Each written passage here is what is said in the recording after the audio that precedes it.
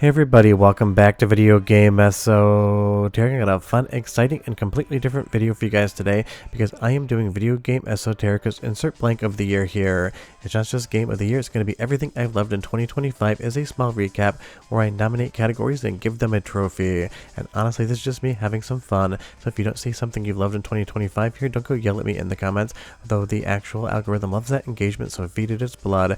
This is just a fast and loose kind of review of what I've loved, and we're going to have some fun today.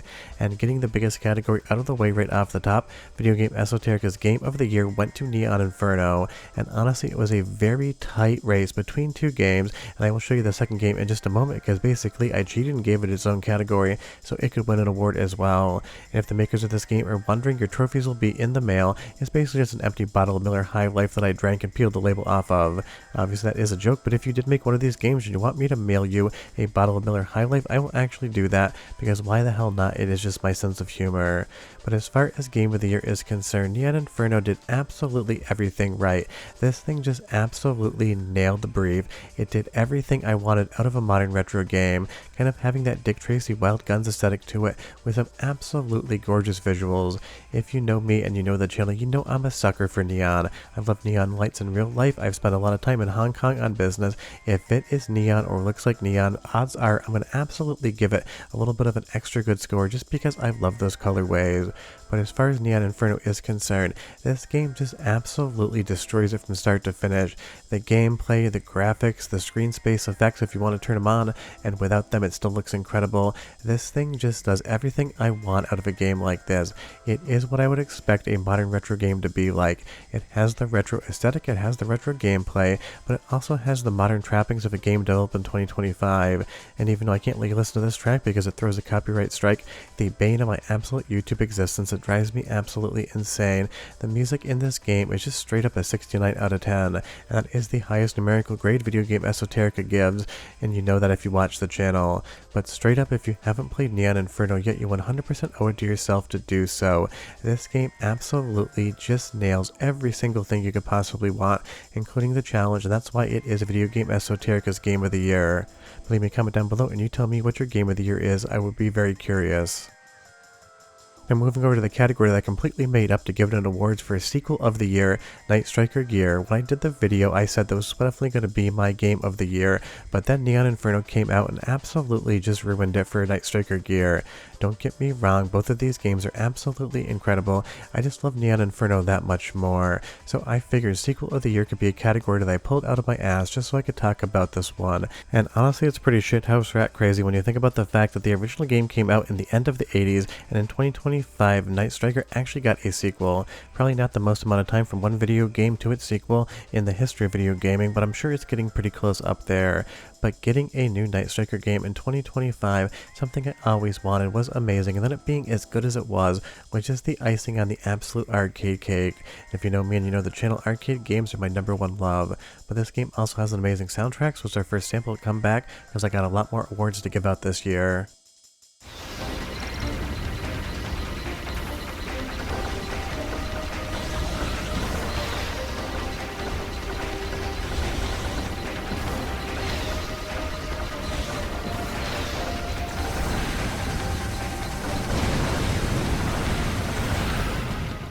I mean, straight up some amazing music. Even if it doesn't rise to the level of Zuntato's original Night Striker, it gets really, really close. And again, I totally get that this is a genre that is custom tailored to me and people that love arcades.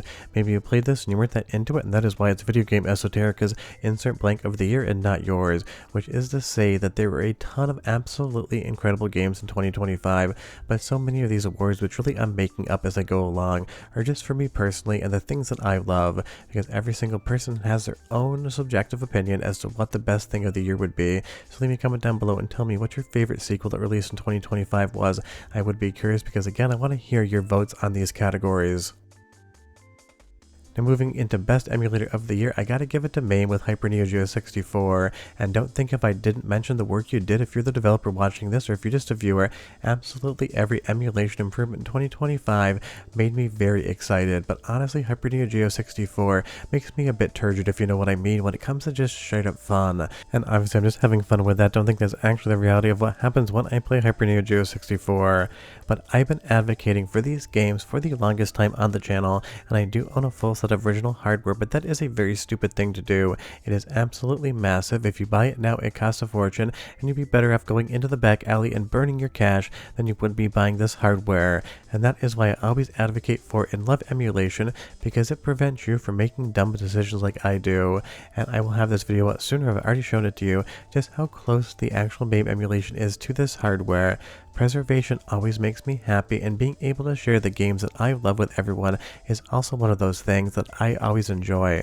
When I say a game's incredible and you can't play it, it bums me out, because really I feel like I'm showing off, even though nobody's ever thought anyone was cool by owning Hyper Neo Geo 64 hardware. If anything, that would definitely make me a little less cool. You can't go to the bar and whisper sweet nothings into somebody's ear and say, I own a Hyper Neo Geo 64 and hope to go home with them and have a good time. If anything, it's going to have the opposite effect. But honestly, this is just something that makes me so happy to think that from now on, anyone who wants to play any of the 7 Hyper Neo Geo 64 games will be able to do so with no issues whatsoever. Now let's move into PC port or static recomp of the year, and I had a lot of different options because obviously 2025 was absolutely an epic year when it comes to N64 and other decomps, PC ports, and static recomps. But for sheer fun and just nostalgia, I gotta give it to Spaghetti Cart here. And again, you leave me your comment down below and you tell me what your favorite PC port or recomp was. And even though I understand they are different things, they do accomplish basically the same goal, so I combine them into a category. But there's just something about the sheer fun of Mario Kart 64. Even if this game is old and there's newer and better Mario Kart games out there, I played the ever-loving hell out of this when I was a kid, and honestly it was a controller destroyer between me and my friends. That analog stick just absolutely got beat like it owed me money. But Mario Kart 64 was both the promise of what 3D could be and just a damn fun game. And even though I still love the original, if you don't have nostalgia for it, going back to the lower frame rate and that Vaseline look of N64 can be a little bit hard. That is why I picked this as the PC port or recomp of the year. And again, there were so many different options to choose from. I almost did honorable mentions for everything, then I realized that video would be long and I didn't really feel like doing it. But here is a soundtrack sample just because the music's improved, and I'll be right back with a lot more.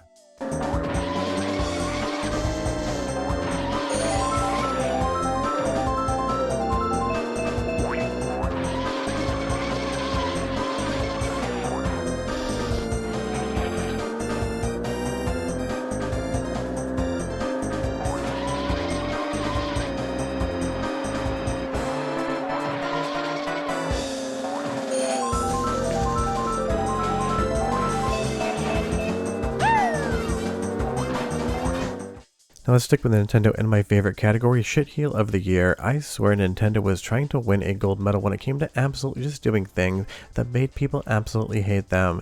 It is so easy to be a fun company. Nintendo had the Switch 2 launch this year, absolutely sold a metric crap ton of these things. They should have been riding high till 4 AM in the morning, basically closing down the bar and celebrating with their friends.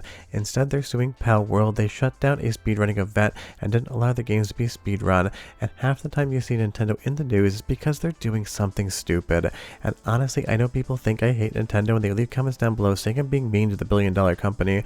Well, trust me, I'm pretty sure they don't even know I exist. But that doesn't stop the fact that I just do not love Nintendo's business practices. The more successful they get, the more they just basically use the courts as their own kind of arbitration area where they can absolutely destroy things they do not like, and that bums me out. But I'm going to tell you right now, as far as Nintendo games are concerned, for the most part, they develop some of the best video games of this generation or any generation.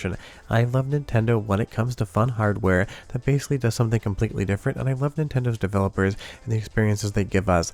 I just absolutely 7 days a week and twice on Sundays, and you know I love to say that, hate how Nintendo actually acts in the business realm. They just basically take that fun, roll it up into a ball, piss on it, throw some lighter fluid on it, and burn it in front of you. It's one of those things, I just don't know why they continue to act like this. It always bums me out, but it has been a fun video series to talk about all the legality behind this stuff. So even though I don't expect it whatsoever, honestly it would be a very weird reversal. I hope in 2026 Nintendo realizes that it's a lot more fun to spend time making amazing games that people want to play than suing people in court, because Pal World's lawsuit still isn't settled as of the recording of this video, but trust me, I'm sure it'll come up soon.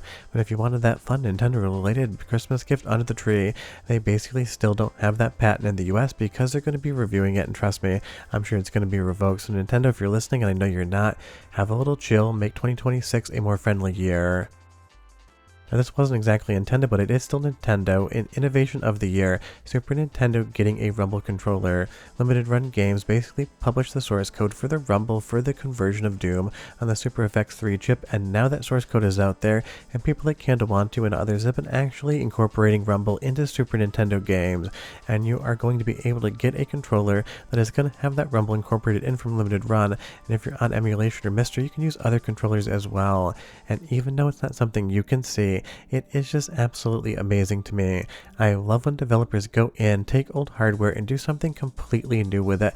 It's basically improving things. And even though in a few instances with the CDRs and limited run games in the past where I have been kind of hard on them, I will say that at least what I've seen out of the Doom release and the source code release, it's a complete 180 from their old business practices, and I really hope that continues, because I appreciate the fact that they allowed this source code to be open so that other developers could take a look at it and utilize it in their own games, whether it's ports or even new titles.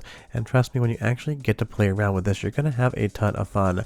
I know it doesn't sound like the biggest thing, a Super Nintendo game that kind of vibrates in your hand, but honestly, once you actually feel it, pun not intended if you know what I mean, you're going to absolutely love it when you put it in your palm. This thing is just straight up gold, and it really adds a new layer to classic games. And as far as innovations in retro gaming are concerned, this one was definitely my favorite of 2025, but again, leave me a comment down below and you tell me what you loved this year.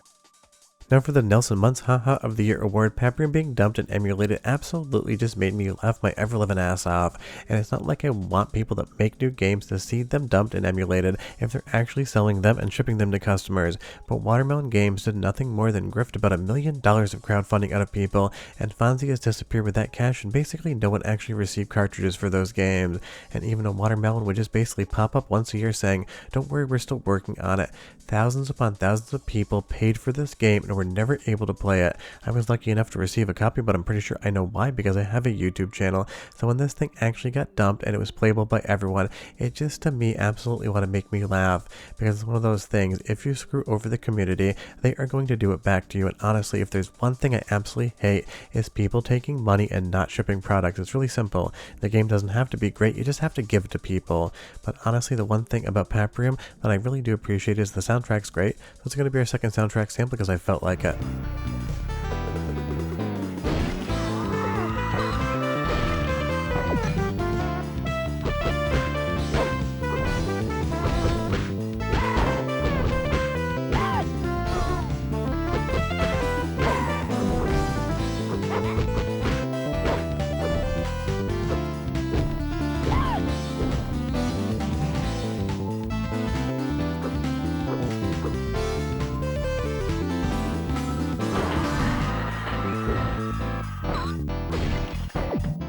Now, as far as translation of the year is concerned, I 100% have to give it to Dead of the Brain 2, because once I started this channel, basically like my 30th or 40th video, I talked about Dead of the Brain 1 and 2 on the PC Engine, and I've been telling you this entire time the Nightmare Collection from Fairy Tail, Dead of the Brain 2, and Marine Filth are straight up amazing visual novels.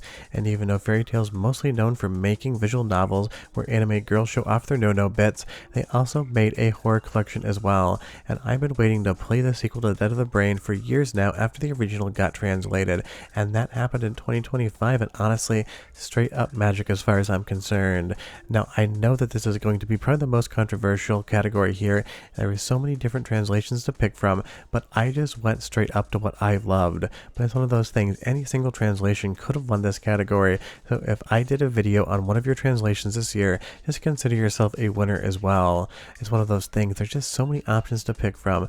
Translators go out and they make these games was playable to an English language audience, and that's just something that always feels incredible.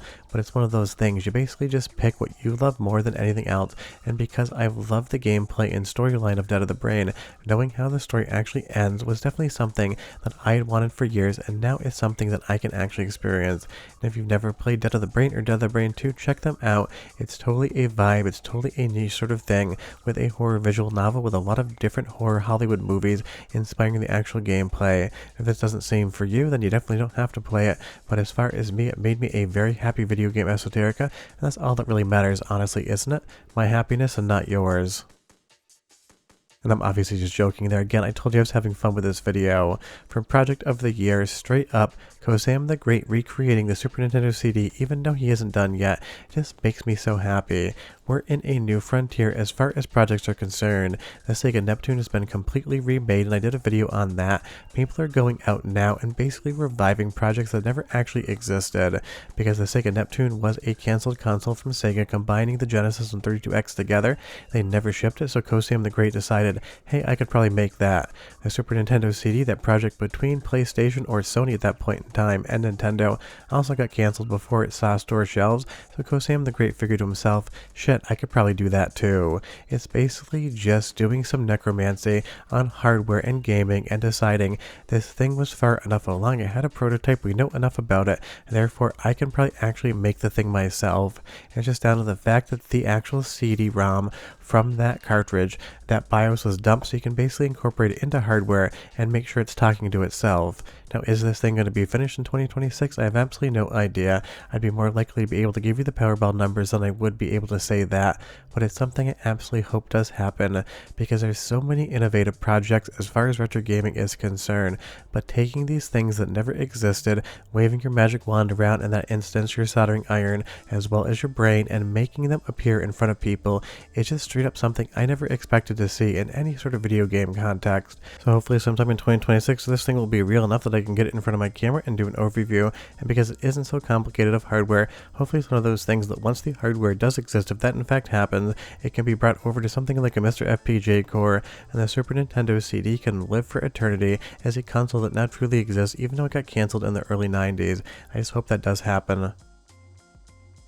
Now for Dump of the Year, or game that was not playable because it was lost and has now been found award, I am giving it to Splatter World. I just recently either showed you a video on some of the translation on this, or we'll be doing that shortly, just depending on when it comes out, because I do have a preview version. This was a game that was long known to have been in development, and there were definitely screenshots out there, but it was one of those things, it had been lost for the longest time. But this year, apparently on 4chan of all places, the ROM for the game actually came out, and it's now another lost game that has been found and is playable for anyone that wants to experience it. And if you know me and you know my channel, lost games are definitely my catnip.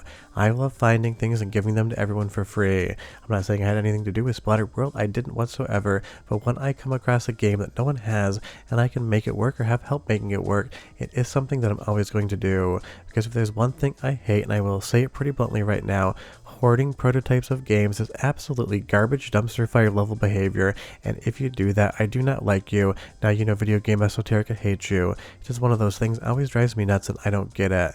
And as an honorable mention of not Dump of the Year is Cooper's 9. That is just because I was involved with this with a couple other people dumping it, and I'm sure as shit not going to give myself an award. Although technically, because it is just giving away high lives, I'm going to give myself one of those directly after the video is done. But it's one of those things. Lost games are amazing. The more people that can play them, the happier everyone should be. And if you have lost games in your collection, you're listening right now, just dump the damn things, be cool about it, and make me happy. Here's another soundtrack sample, because why not?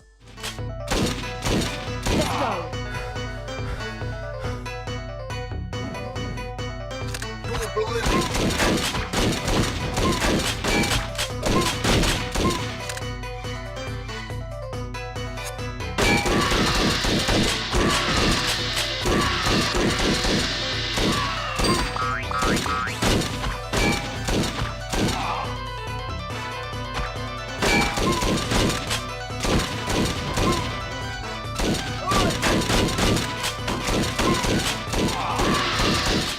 Now for the next to last category reveal of the year, and that is Valve's Steam Machine, their new Steam controller, and the Steam frame that are going to be shipping in 2026. Valve is out to eat everyone's lunch in gaming next year. They want to eat Xbox's lunch and just leave them with the food they don't like the lettuce. They want to eat MetaQuest's lunch and just basically have a headset on the market that would be even better potentially than something like Quest 3. It's just one of those things. Valve absolutely nailed it every day of the week and 3 times on Sunday, but you didn't see that coming when it came to Steam Deck. So hopefully the Steam Machine and the associated actual accessories are just as good as that.